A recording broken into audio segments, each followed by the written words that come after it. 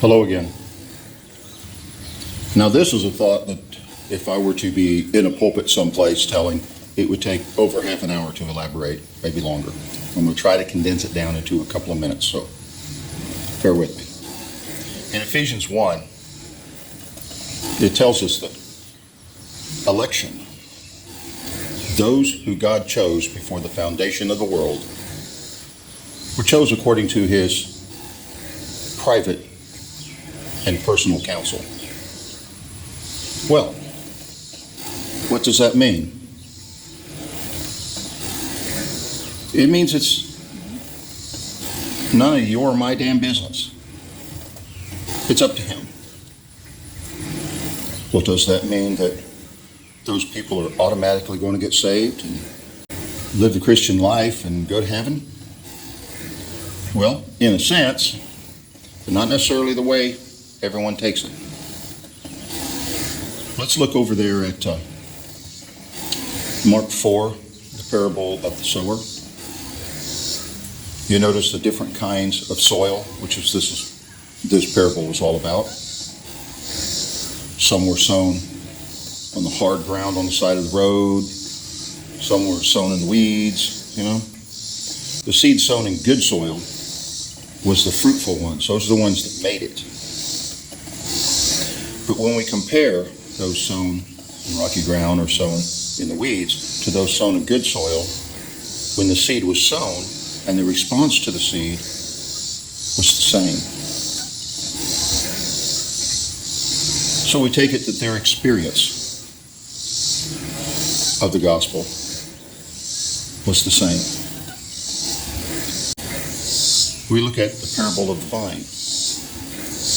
We see that all the branches were attached to the vine. Some of them did not bear fruit. So the husbandman cut them off. And the branches that did bear fruit, the husbandman pruned so that they would bear more fruit. But the thing to remember is the branches that got cut off the vine and were no longer attached to the vine, no longer attached to Jesus, had been attached to the vine, had been attached to Jesus, as well as the ones that bore fruit and then bore more fruit. So we get this quandary whether people can be saved and then lose it. And that's really not the question. That's really not whether or not you can put Jesus in your pocket and then just live your life and one day find Jesus fell out of your pocket someplace. It's not about that. Because there is the pursuit. There is the sanctification.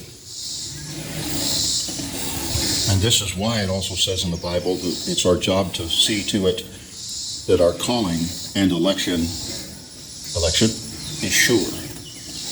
Where there would be nothing to make sure if it was simply once saved, always saved type thinking.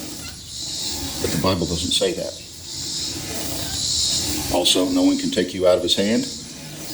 Well, look higher up in the text right there. It said, my sheep listen to my voice. I know them and they follow me.